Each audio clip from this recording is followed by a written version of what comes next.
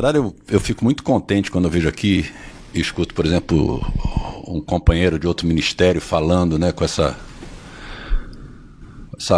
visão, né? Porque a Força Aérea, nas Forças Armadas de maneira geral, muita gente critica, né? E eu também, né? Que fala, a gente se reserva o direito de sermos os guardiões da moral, de não sei o que tal, mas não é verdade. Nós temos outros setores, outros brasileiros, outras empresas. Mas é que a nossa formação é assim. E até por causa da formação, nós somos muito objetivos, nós somos muito cartesianos. Então, quando a gente vai para fazer alguma coisa, a gente vai de uma maneira bastante objetiva, sabendo claramente quais os resultados. A Força Aérea escolheu, já há muitos anos, pensar no Brasil, mais do que nela própria. Então, como modelo do que o Jorge estava dizendo, né, ou a hélice, né, de 3 pontas e tal, o modelo do CTA em São José dos Campos é um modelo que deveria ser seguido em vários setores. Só que o modelo do CTA levou 20 anos para prosperar ou mais. Os nossos governos, infelizmente, eles têm a duração de 4 anos. Já foram 5, vai ser 5, não sei. Então, não dá resultado a curto prazo esse tipo de investimento. Então, lá atrás teve um cara lá, um visionário, né, que foi o tal do Casimiro Montenegro, que falou, não, nós vamos montar um centro de excelência aeroespacial no Brasil. Aí, primeira coisa que eu preciso da academia. Pegou o pessoal, mandou tudo, quem é o bambambam disso aqui? É o MIT.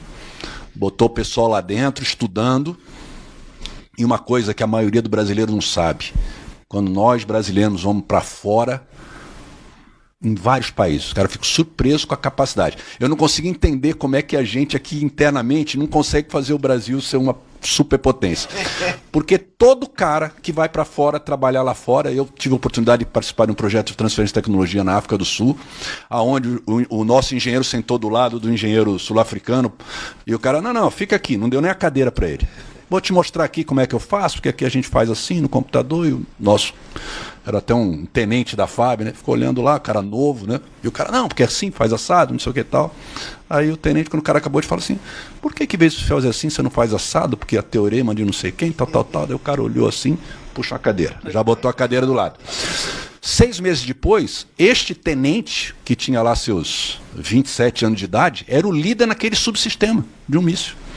Então eu não consigo entender como é que a gente internamente não consegue, né, crescer. A capacidade dos engenheiros da Embraer que estão lá na Saab, a gente recebe feedback da empresa, é fenomenal. Mas voltando ao que eu queria dizer, fora esse modelo do DCTA que deu certo, que depois o cara veio, trouxeram os professores do MIT, foi criado o ITA, aí foi criado um centro com vários institutos, um instituto que pensa no futuro, um instituto que pensa na educação, outro instituto que pensa nisso e daquilo, e daí a indústria. Aí foi criada a Embraer. E assim por diante, o resto da história todos nós conhecemos.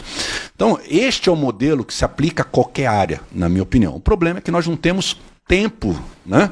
Ou talvez os governos que deveriam investir nisso como um projeto de Estado e não de governo, infelizmente, não é o que acontece.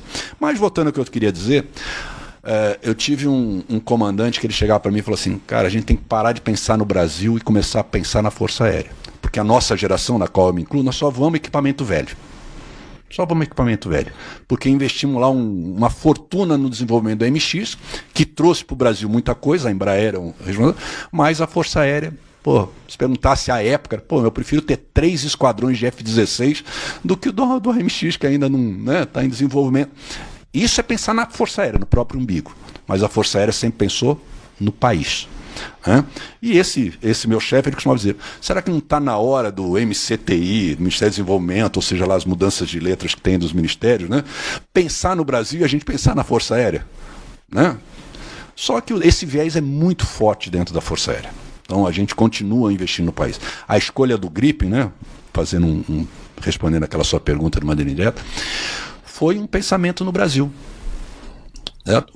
Seria muito mais cômodo para a Força Aérea, né, ter escolhido um avião americano, que a gente tem o FMS, que é muito mais fácil de você adquirir, preço vem bom, um avião operacional testado no mundo todo já. Mas o que o país ia ganhar? A Força Aérea está com um avião bom, tal, né? Outra, Nós estamos vendo a crise econômica. O Brasil sobe e desce na parte da economia. Às vezes está no top, depois vai para... Eu preciso ter um avião que eu consiga manter. Então eu podia ter comprado um dos candidatos que eu não ia conseguir manter. Ele ia falir a Força Aérea, vamos dizer assim, se eu fosse a parte de manter o avião, se eu fosse manter como manda o figurino. Então, isso é que eu respondo a sua pergunta, né?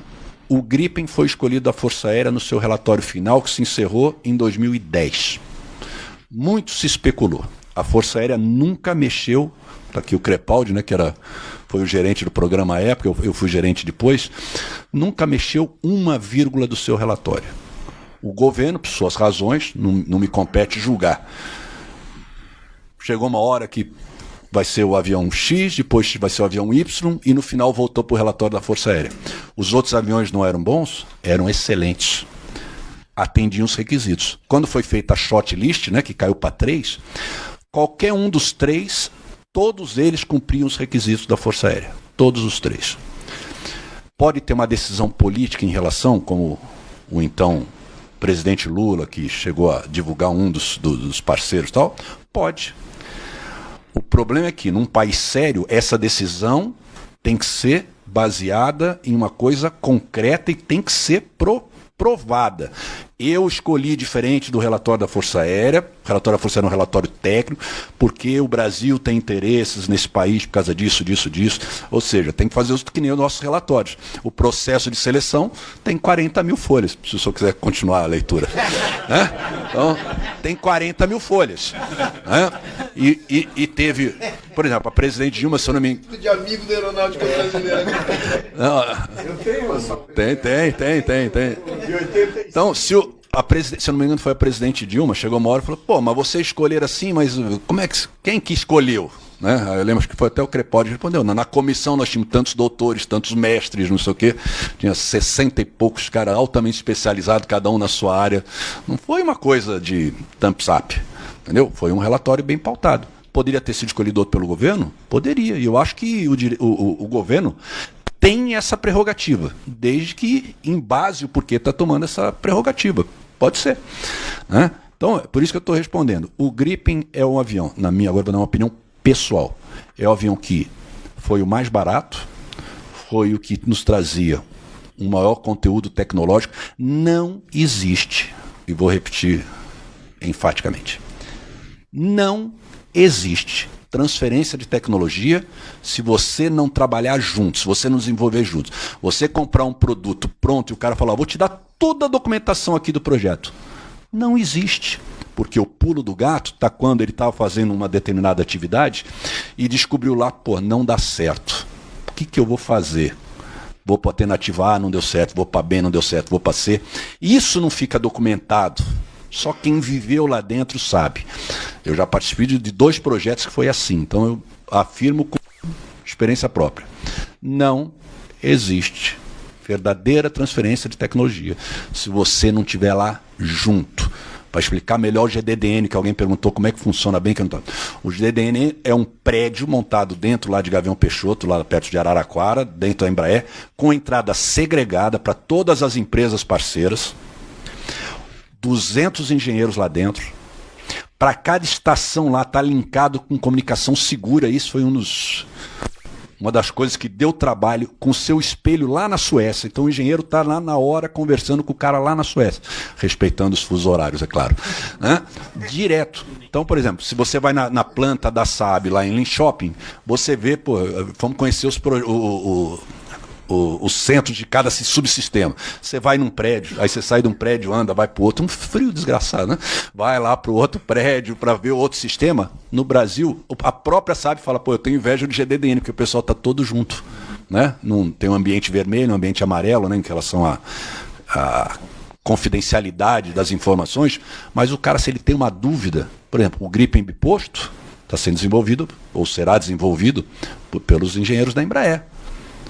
E com os parceiros também. Ele, na hora, se ele tem uma dúvida, ele está online com o engenheiro do monoposto e vai perguntar para ele como é que faz.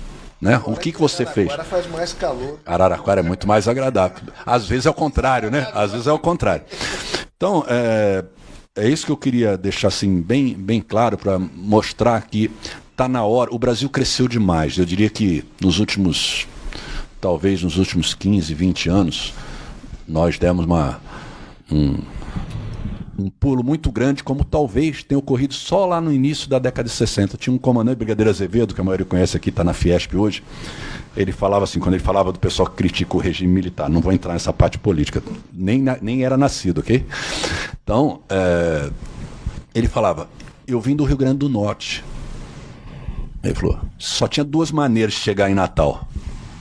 Ou de barco, ou de avião. Não tinha estrada. O Brasil não tinha estrada, pô.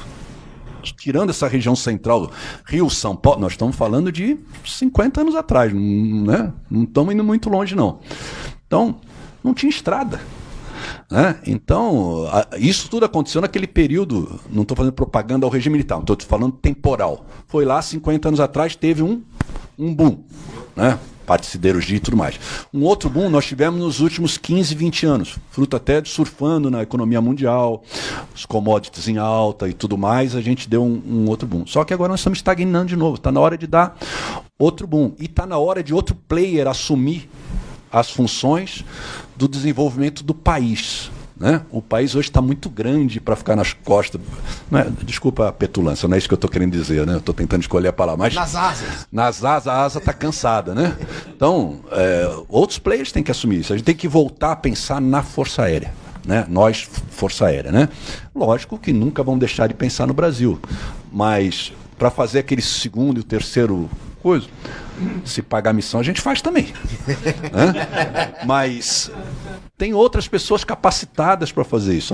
Eu cheguei a ver até um paper, acho que o Jorge, interessante, vamos botar em prática. Né? A gente tem que sair da parte dos discursos e partir para a parte prática, senão não sai nada. Tem que ir para a parte prática, tem que bater a cabeça, tem que errar. Senão, não vai funcionar nada. É isso aí. Bom, Jorge, palavra